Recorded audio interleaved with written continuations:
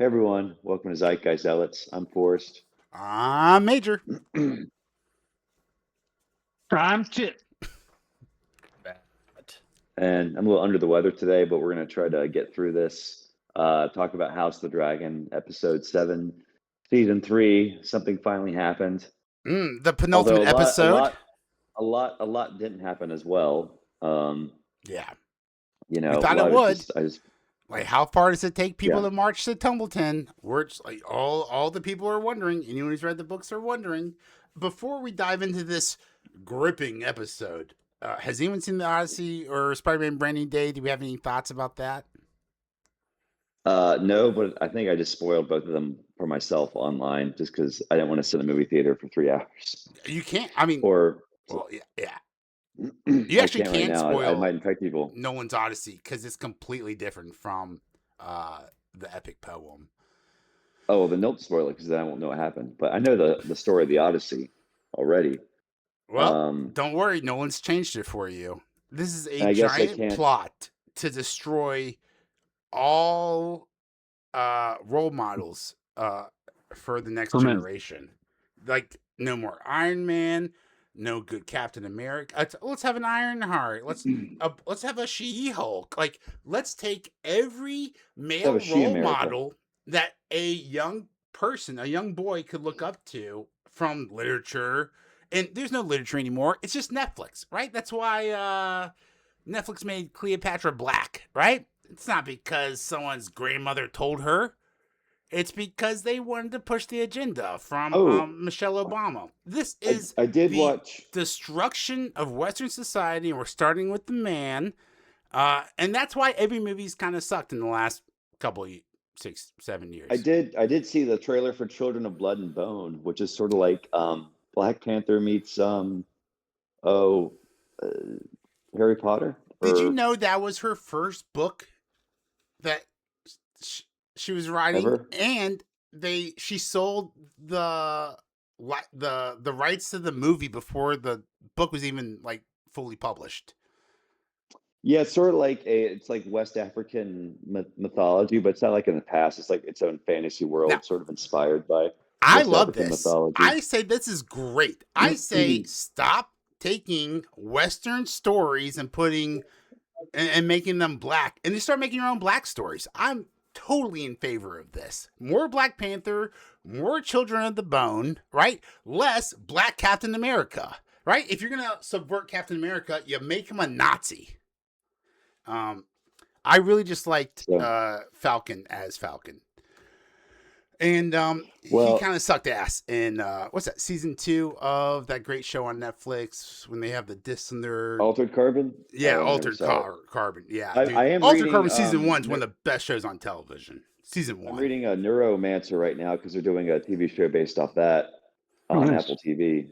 So Don't even I'm like get me halfway started. through that book. No, because Neuromancer, it heavily inspired The Matrix. So me being and Inception, I think. Me being 17 when The Matrix came out, I remember peak time for Matrix to come out. Look at you. It's like perfect for teenage Matt. And the thing was, I remember the ad campaign behind The Matrix. You know, what is The Matrix? This, that, and the other thing. And my friends, that green Powerade. yeah. My friends went to opening night, and then they were notorious for spoiling everything. I refused to read books because they would spoil shit. But The Matrix blew their minds so much that they're like, I'm like, hey, you saw the movie. What is The Matrix? And they're like, no, Matt. You have to go see this. We're going to buy you a ticket. You're going to go experience it for yourself. You need to take the red pill yourself. Neuromancer is a huge influence on The Matrix. Yeah. I mean, cyberspace is literally called The Matrix in the book. Yeah. The issue is if you actually have read the book, which is a really, it's a tough slog reading it now, because you figure when it was written and what they're trying to describe versus like the technology we take for granted nowadays. Reading it now is kind of but reading it in the early aughts and like 2010s, it like kind of blew your mind, and you were like, this is never gonna be, you're not gonna be able to make a TV show out of this or a movie out of this. It's just They're impossible probably gonna to change a film. lot.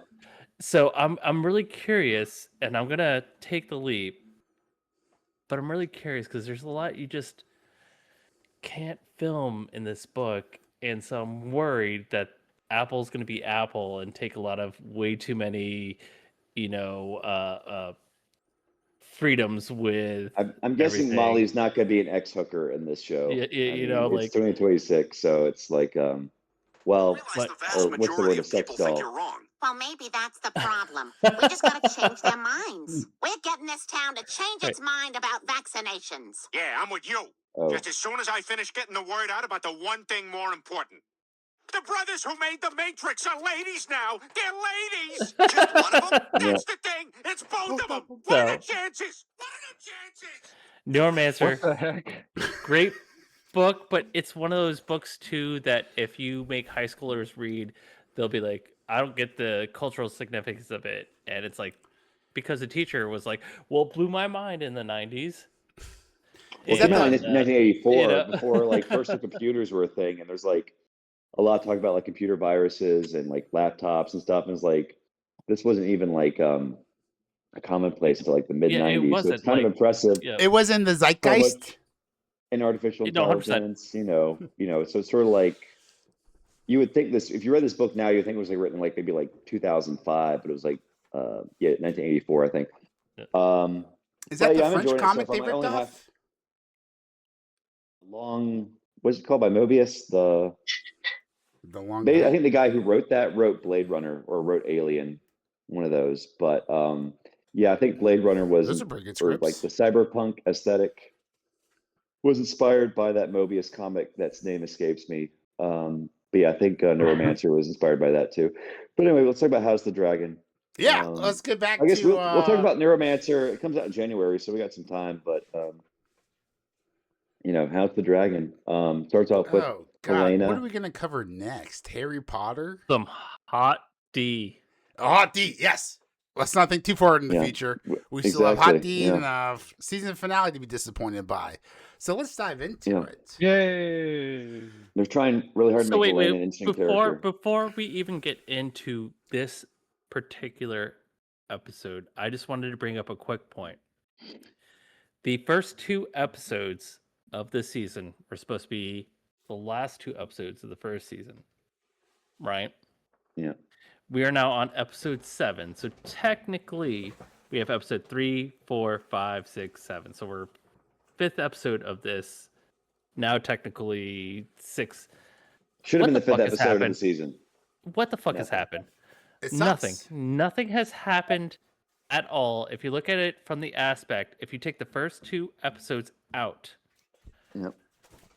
this would have been a complete disaster. What a If we fucking just joke of a go- season. Right. It really is. And now we're going to end it on 1 episode. So my question to HBO is, why are we ending it now? What are you doing? Why not 2 more you episodes? So fucking- technically, we've only had 5 actual episodes of this season. But fuck you and your money.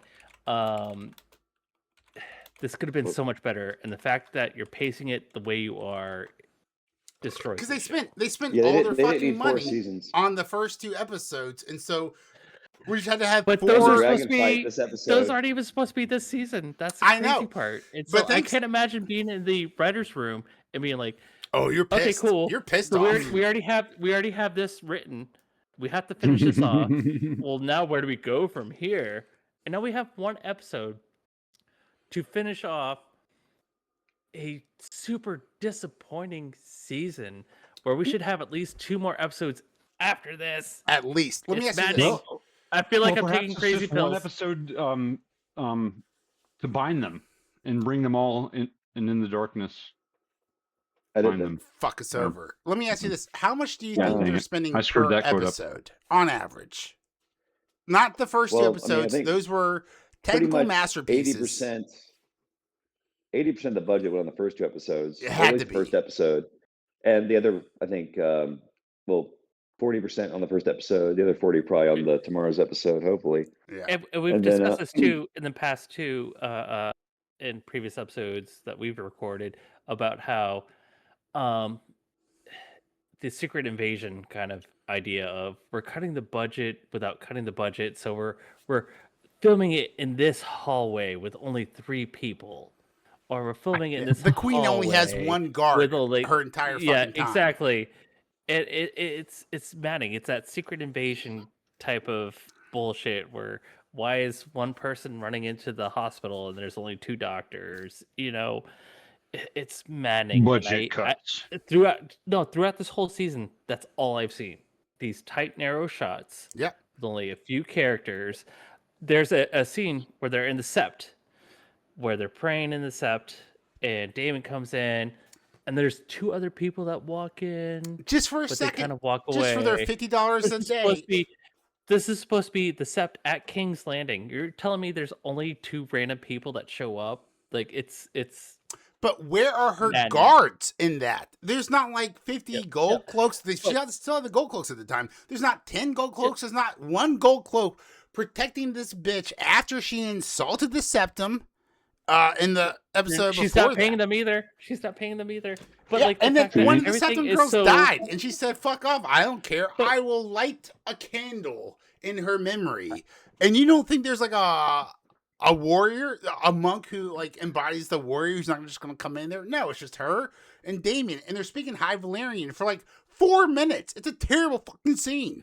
But they literally in this episode had the same exact scene in the last episode with the 2 dragon riders looking for one of the dragons, and they're just 2 people by themselves with their 2 dragons trying to this, that, and the other thing. Ulf and not Ulf.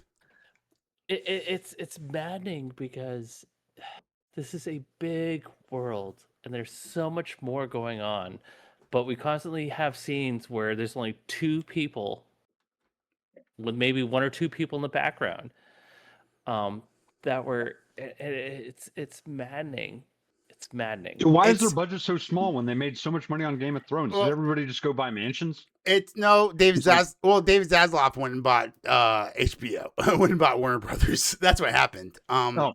These are massive budget cuts, not for no other purpose.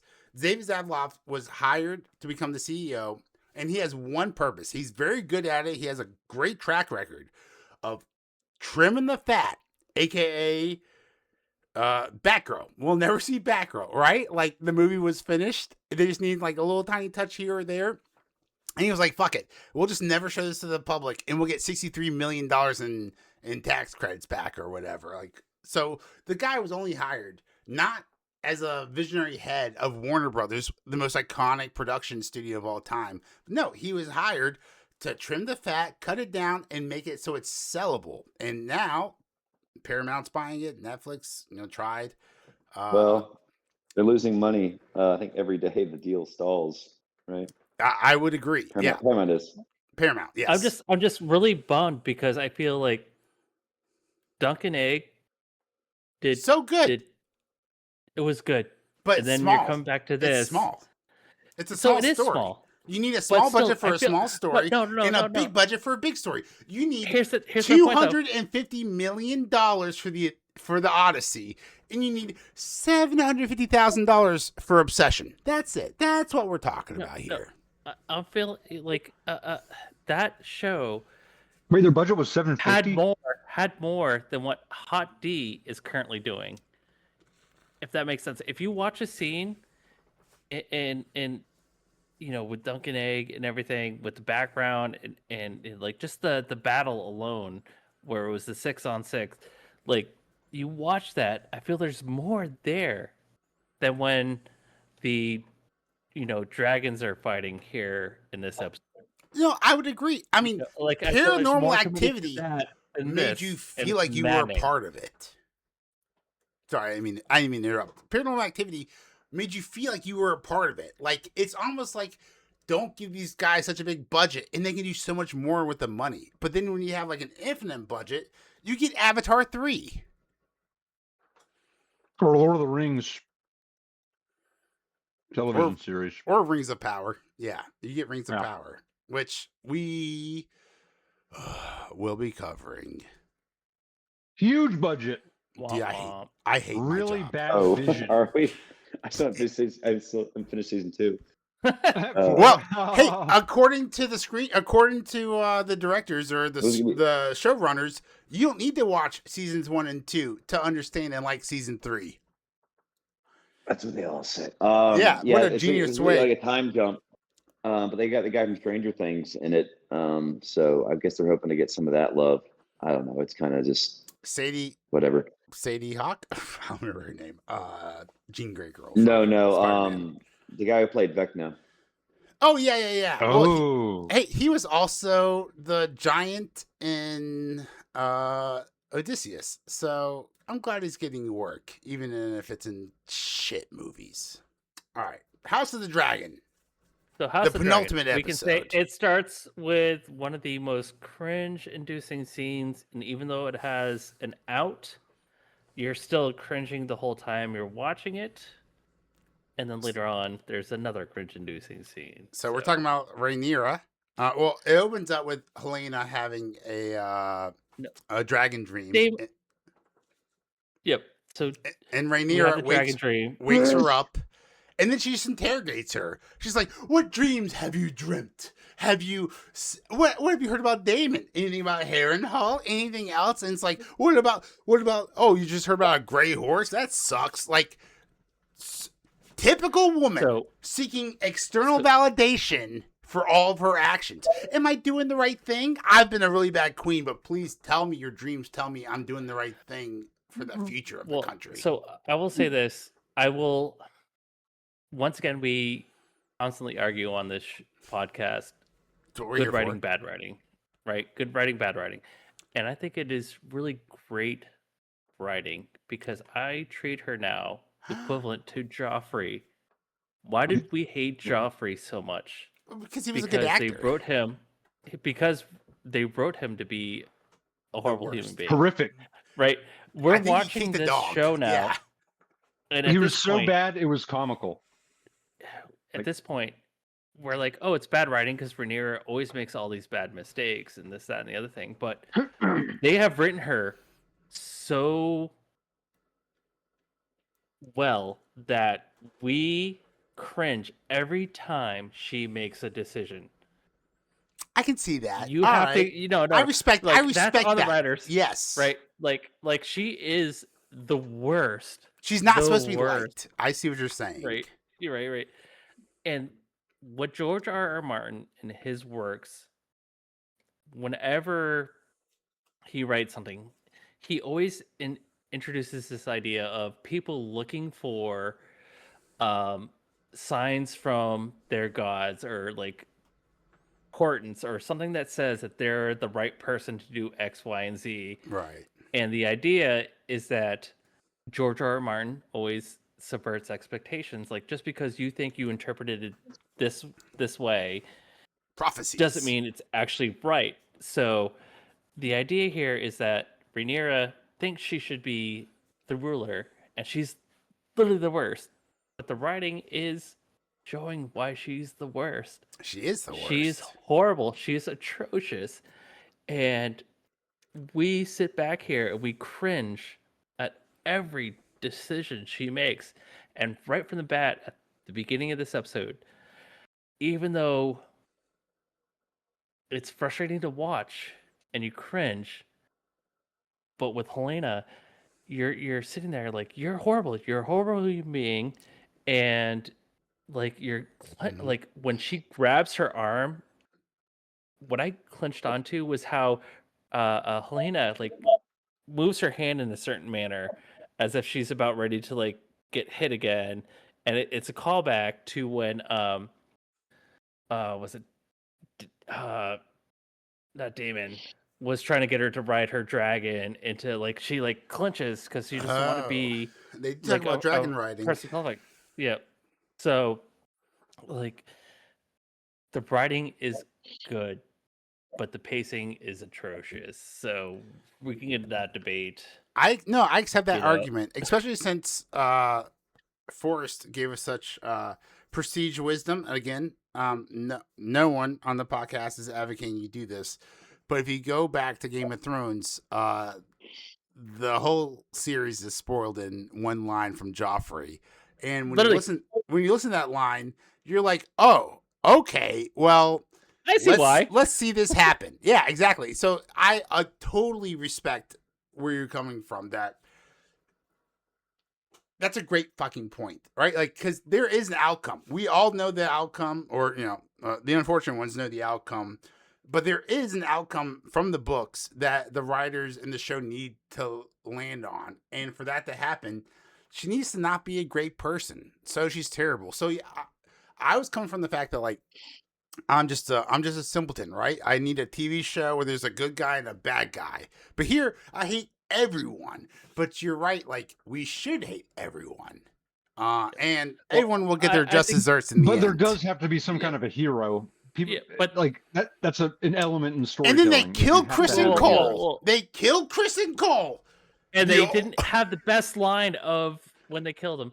But I think the issue I'm having with this show is there's great writing, but the pace of the show, especially when you technically only have 6 episodes to tell a whole story, when you should have, I would argue, 12. So we could pray. The pace drags on. So like the writing's great. It's great. But if I had 6 more episodes, then that would be awesome. But I only have 6 total episodes to tell one season's worth of stories, and that is the hang up I have with this show. Writing great, it's kind of like when your dirty talk's on point, but your rhythm is off. Mm-hmm. Yeah. Great guitar solo, and then nothing. Christian Cole getting the arrow through his face should have been the midpoint of the season. Yeah.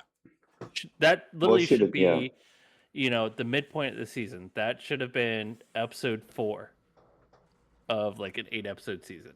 Yeah. Or episode 5 of 10. Like, no. I feel like everything, especially with Tumbleton and everything that's going on there, I feel everything has just been rushed.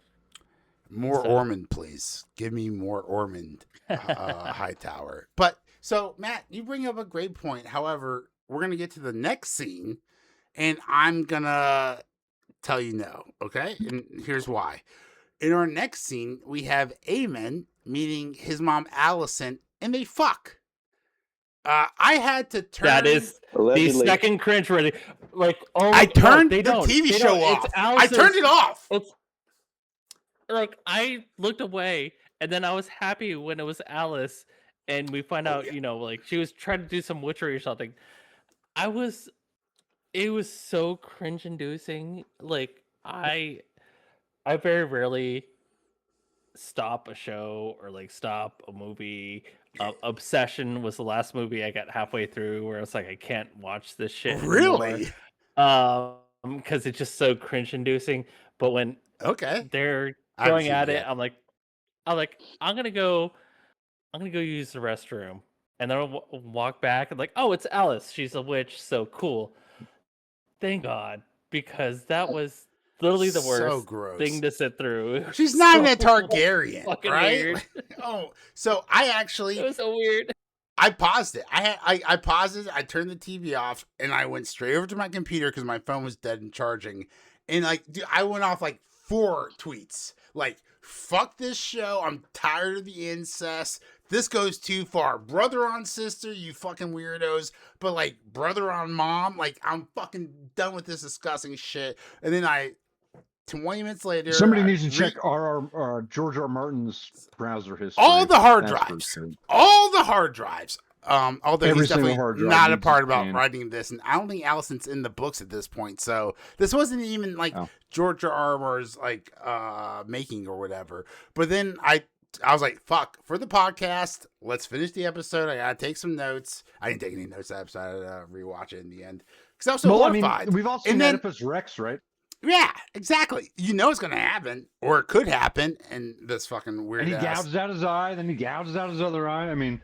Well, and hey, Aemond's halfway there. He's only got one eye left. It's not that hard. He should just scoop the other one out. But then I turned the TV back on. It turns out to be Alice Rivers, and I paused. I had to run over to Twitter and just delete all of my fucking posts. I was like, okay. I was a little hasty there. But I still stand by this fucking gross. But it was still TV cringe-inducing. Like, you're watching this, and you thought it was real for a minute. Yeah, And that's too much realism. so Yeah, that great was like writing. that Once was like again, my great Frazzle writing. trip. Great writing, but I still fucking hate it. Yeah, right. Great writing, Alice 'cause Rivers you're is like, so nope. fucking weird, and so is Aemond. They deserve each other, and by that I mean being both thrown into the fires of Mordor, because that's the only way to The destroy show is that kind of basically evil. like a heel. It's a heel show. So, like we said, it turns out not to be Alice Intentionally Rivers. bad. Alice Rivers pulls a Wonder Woman 1984 and just rapes Aemond, trying to impregnate, to get pregnant. So she was like, "Well, he's not gonna sleep with me. Maybe if I turn to his mom, he'll sleep with." That's who you want to marry. That's who you're like trying to create a future with, and like create your own like kingdom and lordship at Harrenhal, this burnt down piece of shit castle. Like, Well, do they know about genetics in House of Dragons? I would imagine Like from all the Targaryens going crazy Genotypes and with incest, I'd imagine so. yeah. Yeah. It might be. I don't know where this are they timeline. drawing up pundit squares? No, I mean shit. Nah, they're just going after it. Most of King's Landing came in Reed. Let's see. Let's talk about a pointless scene. Daemon flies to the Vale to talk to the house of the lady. I'm not gonna fucking learn her name. I cannot believe she's in this episode again, or in this series again. I thought she'd be a one and done, but she's just like, hey, like I don't know what's going on with Rhaena and Sheep Stealer. Fucking great pointless scene. He was just gets lied to and just like walks away. You know what's been really cool is if the Lady of the Vale got pissed off at Rhaena, not this episode, but last episode, and like threw her down the pit, and then like Sheep Stealer like came down, like rescued her. That would have been cool, but I guess that's just out of the fucking budget. Because it's definitely not out of the imaginations of anyone who fucking saw this TV show. What is going on with my fucking camera? Anyway, dumb scene. You guys have anything? That's a dumb scene. That's a waste of time. Matt's talking about pacing. This is what we're pacing. This is what we're doing here. Which scene? Yeah, it seemed that they're making Aemond dumber each episode. Like he got stabbed in the back. What, 2 episodes ago or 3 episodes ago? Let his guard down very stupidly with his opponent still in the room. And then this episode, his mother comes unexpectedly. He kills Sir Aemond. Kills Sir Aaron. Sir Adrian. Sir Adrian. That's it. Adrian. Yeah, Sir Adrian Brody gets killed. I think but he doesn't kill him because he thinks that he suspects that he's working for Rhaenyra. He kills him because they, there are secrets. There are secrets in Harrenhal. Bitch, yeah, he's not at all. He's not at all suspicious that his mother's there or how she escaped. Yeah, and I love Alice. I mean, I hate Alice, but Alice is like, you need to watch out for your mom. She's here for nefarious purposes. And then poisoned. Very spicy wine, if you had to ask me. Matt, you've read the books. Don't spoil it for us, but I want to ask you, spoil it for us. Is he dead? Is he coming back? I hope he's fucking dead. He's not dead. God dang it. I think Alice is going to bring him back to life, but and I'm pretty sure that Alice. She calls him a fool, though. That made me laugh. She was like, "What a fool!" Like, just like, "Oh, look at this fucking idiot, just getting killed by his mom." I tried to warn him. One of the things I do hate about the writing, even though I just promoted the writing, is remember Game of Thrones where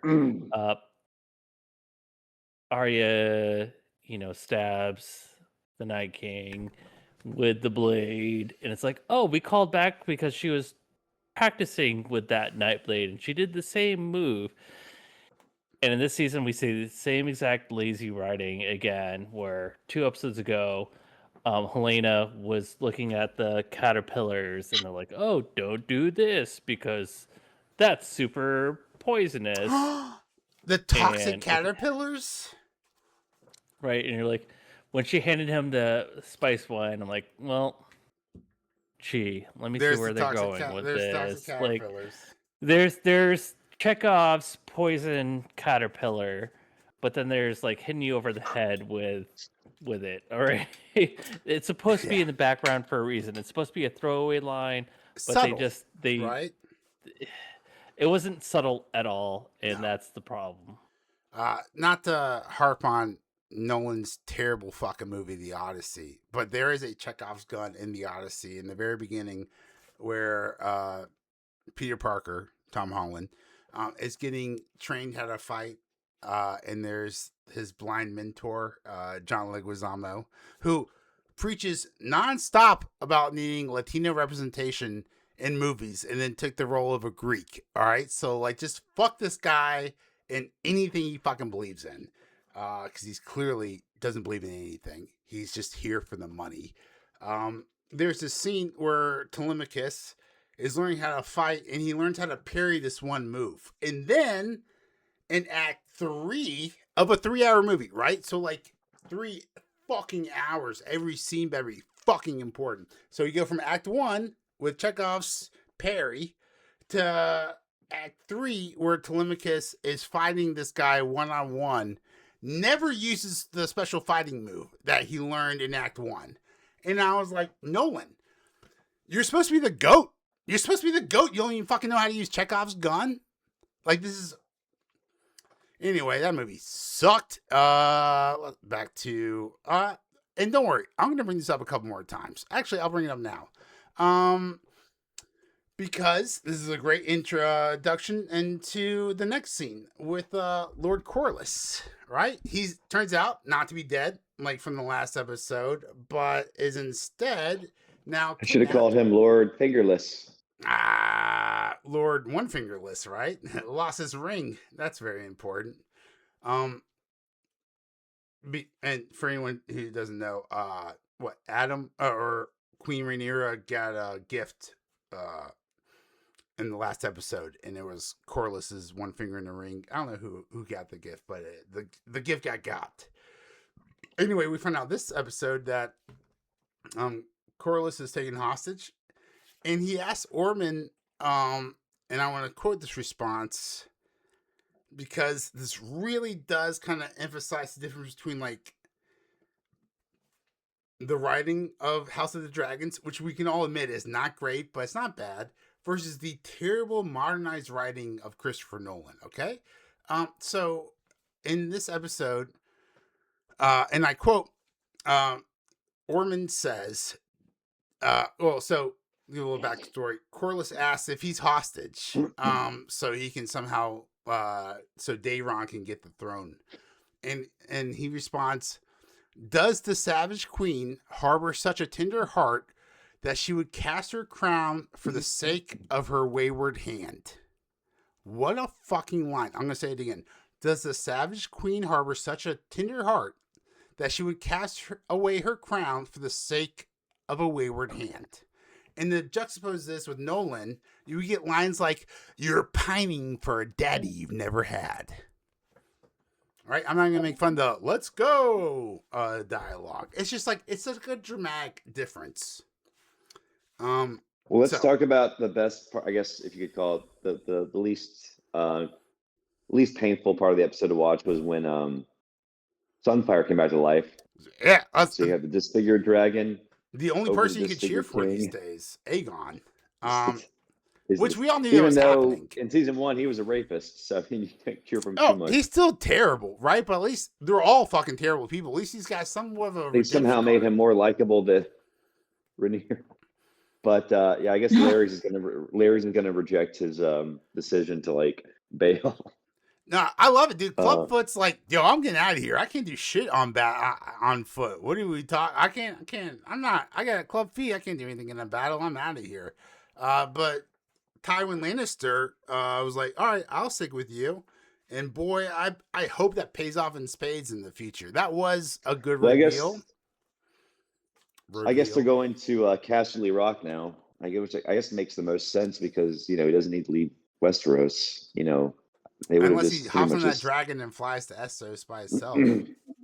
I guess we'll find out. Yeah, I think he's got to Casterly Rock now since Larry's just kind of abandoned him. But it kind of makes more sense because, like, he would just become like Mysaria in Game of Thrones. He just would have been like the beggar king, just wandering around the free cities. But he's staying. Lots of beggars in this conversation. That's an Odysseus reference. Robert Pattinson was the best part of that movie. And the credits were really good. I hope he was better than he was in the Batman. The credits were good. Excellent. Can we just skip to the credits? You can for Odysseus. That is for sure. Let's see. Rhaenyra Small Council. Oh, I want to talk about this because it's Matt's favorite character. Rhaenyra Small Council is turning on her. You can see it. I mean, she's so incompetent. Like, there's lots of like fun red pill tweets out there. It's like, oh, if you need any reason not to like elect women into power, watch House of Dragons. And we're like, ho ho ho, chuckle, chuckle, chuckle. I'm sure Hillary Clinton and Kamala Harris would have been amazing. Wait, I'm pretty sure that's Allison and Rhaenyra both, respectively. Now that I think about it. Anyway, not important. No one's counting. But Rhaenyra Small Council is turning on her. Matt's favorite guy, the money man, who's in charge of coin. Yeah, Sir Manderley. Sir Manderley. He's like, hey guys. He's like, I feel like I've been installed as a puppet, and they just totally talk over him. He's like, guys, I think I'm a scapegoat. And she like, it cuts to that doesn't even talk to bitch of whispers who's like, awkwardly gulps her wine. Hilarious. What a 21st century white woman thing to do. But then it cuts to Rhaenyra and she's like, all right, so what else is on the docket today? The worst. He's like, my daughter woke up today and she had shit smeared all over her door. And Rhaenyra's like, okay, next problem. Who was that one chick? Who the hell was that one chick? Who so the White Worm took to the Iron Throne. What was the point of that scene? Like, because we had never met that character. Before, an older woman from her past letting a hoe know she's a hoe, right? And it's like, what's the fucking point? If you're gonna do that, give me Lil Wayne. Let Lil Wayne come in here and say Tammy Gumby Tammy, okay? So you can't play hoes because Tammy's gonna be Tammy. It's a great song. 6'7". There you go for the algorithm. 6'7" is an amazing song by Lil Wayne. I used to be able to rap 90% of that song way back in the youth. But yeah, what a stupid fucking scene. Like when Matt talks about pacing issues, this is what we're talking about. And when we talk about a bad story, this is what we're talking about. Daemon should have killed her so long ago, but she just lives to be a huge thorn in everyone's side. I don't like her. Her role is stupid. Like Varys was like the Whisper King, and he was so good, and he was always whispering in people's ears, and she's like, I'm gonna do my own boss version of it. Like, you know how good the Hulk is and how bad She-Hulk is? That's what we're looking at here. This comparison is, I think that's a very apt comparison. Yeah, so I don't. So this is She-Hulk Game of Thrones. For 3 seasons, it has been She-Hulk Game of Thrones. Let's see. Allison, Aemond, and Alice all have dinner together, and Allison's like, who the fuck is this bitch? Right? I mean, we were talking about it. But dude, Aemond's such a punk. Like, he's like, this is my mom. She's not going anywhere. And then Alice is like, gets up and she's like, we need more firewood. And then Aemond, like a little bitch, is like, he's like, flings his plate and his cup everywhere, like has a little temper tantrum before he has to go out and like chuck more firewood. Run, bro. Run. This is bad. Do not marry this woman. Like, you guys aren't even like dating and you're already reacting like this. Get the fuck out. I don't know how many red flags you need. What a dumbass. And obviously by the end he gets poisoned and dies. Wink, wink, wink. The same way he died Not in like quite. episode 4. Yeah. So I guess great. the final episode, the final Killed by Chekov's centipede. The final scene was with Ulf, who is pretty much going to betray Rhaenyra, although his dragon's gotta be nearby. So Ulf with Ormund, yeah. Which, all right, let's be honest. Ulf's like the best character. I don't know if that's because I can relate to him. I love Ulf so much. Ulf's the best. I am Ulf. Yeah, I am Ulf. Have beer with my bros. I'm gonna fucking make sure my dragon. He's a commoner who was always like thought he was like something better than he was, but he was having a great life. And they took him away, they plucked him away from that, and they made him a dragon rider, and they gave him all this. He's like, "Where's my castle?" And he's like, "We knighted you, and we didn't make you a lord, bro." And he's like, "Well, sorry, I'm retarded. I don't know any different." And then, yeah, all he wants is a drink. Why? I'd be like, just So send the gold. there is a Send the relatable gold cloaks character in down. this, and You that's the key. you can't make dragon riders. I mean, I guess you can make dragon riders over time or whatever. But like you can't you can't promote someone to be a dragon rider. You have to find a dragon rider that's accepted by the dragon. Once that happens, you're kind of like in a primo position. You should be able to no. You buy me and the boys all the rounds, or I'm just not gonna hop on this dragon. Maybe I'll hop on the dragon and kill your dragons. Maybe I'll hop on the dragon and burn your whole fucking city down. Like, you have the keys to the nuclear launch code. And then he's just like, fuck. I randomly ran into Daemon on the way to the bar, and I got my ass chewed out. Like, of course, the guy just wants to get drunk and get laid and have friends. You can't give him to that. You can't give him that. You can't give him that. Like, this is how betrayal gets set up. Well, with great power comes great responsibility, Major. Well, Great once again, power we get comes into the idea that great Don't start access me on- to great, Don't start me on Spider-Man. great pubs. we have great writing. Even though we can see Ulf a few episodes ago starting to lean against, but we see why He's always very Ulf, sketchy. yeah. We see why he's making these decisions, so we see why he's here at the end. And what I love too about this episode, one of the few things I did like, is that we have Gwaine and what's his name complaining about, hey, what's the chess piece? It's obviously not that we have Corlys. And so once again, we have great writing. What about the white But I wolves at the feel like- door? Yeah, but I feel like it comes off very lame because we know what's going on at the end, and it just No, doesn't but, feel like the payoff is as good as it should be. So You say great writing, and I can respect that, but I would like to counter on this because I didn't realize it on the first watch around, but I had to watch on the second watch around when I was taking notes. I was like, wait a second. Gwen is saying Daemon can just escape on to Sarion, his dragon, and then just leave. But if that's the case, why can't you just hop on to Sarion and kill all the troops that are coming? well, because Is it because the she dragon? has 6 Is it 'cause- dragons. Well, she has 6 dragons, but she only has 1 dragon rotating, watching Tumbleton at a time. Which, in that case, how can you escape on your baby bitch ass dragon Right, Sarion when they've got these big motherfuckers camping and watching and circling the fucking city the whole time? Like, it's such a fucking stupid idea. I was like, for a second, why not? And then I was like, oh, that's why not. Wait, like, let's what- think about this for more than 2 seconds. Yeah, come on, Gwen. That Come I on, feel is the Gwen. problem with this whole season Yeah. is that if you sit and think about things for more than 2 minutes, You really And remember, It doesn't make remember, sense. Gwen is super intelligent because in the last 2 episodes ago, he left Kristen Cole before they all got murdered, right? Genius move number 1. And then in the last episode, he saw the Baratheon assassins or whatever. He was like, hey, that guy's not nearly as comely as I've heard. And so he, started killing people and they stopped the assassins. So he's really clearly a very smart guy. And I do like him as a character overall. But this was such...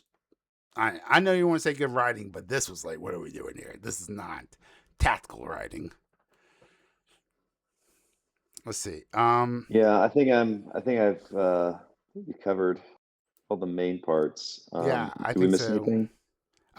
So my notes end literally here, because my wife and daughter came home from the park, and I was like, that's okay. I'll just listen to the end of our recap real fast, and then I saw, a 13-year-old and 6 other kids, stole a car and killed a father of 5 on the way to work today. I got distracted by Baltimore news, so that's fun. So I don't have any, I don't have any other notes for the. And then the podcast started. So yeah, that's everything I can remember. So I guess the final question would be, what are we gonna see in this final episode? The Battle of Major. What do Tumbleton. you think's gonna happen? We're gonna see the Battle of Tumbleton. The question is the army going to come in and try to, weed out the rebels in Tumbleton, or is Rhaenyra gonna snap and just burn the whole city down? Maybe it's not Ulf. Who's the other guy? Not Adam or Ulf, but the other guy who like snuck into town and Tumbleton. Hugh? Yeah, Hugh snuck into Tumbletown and tried to save his wife. I don't know. I'd be pretty bitter about that. I'm kidding. I wouldn't burn my wife down. She said no. But so are these people going to get burned and killed? Possibly. If Aemond is poisoned and appears to be dead, but he's going to be saved by Alice Rivers, why wouldn't that just be like the last scene of like the next episode? Why wouldn't they leave that huge cliffhanger for a whole 2.5 years? Because that's apparently how long it takes for them to fucking make a season. If they don't address that storyline at all, I'll actually be really happy about the finale and also be like, what the fuck are we doing here? You know what I'm saying? Like, I don't know if you can please me at this point, but they can try. Yeah. We'll see. Hard to please. Too much. Yeah.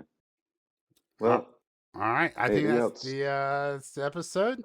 Comment down below what you guys think about House of the Dragons, the penultimate episode of season 3, episode 7. Or if you just want, and was it worth the 2-year Plug the wait? socials, Major. Plug the socials. I'll plug the socials. Don't you worry about it, bro. I am active and apparently very spicy on Twitter. My God, do I like to have a couple of beers and yell at people on Twitter for being stupid people. You can follow us on X at Zella Podcast. Everywhere else, what the fuck was that? Everywhere else, Instagram, and hopefully you're watching us on YouTube at Zeitgeist Zealots. And if you're not, thanks for listening. you will be. I'm Forced. I'm Major. I'm Tip. Matt. And I'm sick. Right. Love you guys. Thank you. Comment down below. Peace out. Thanks for subscribing. Peace out.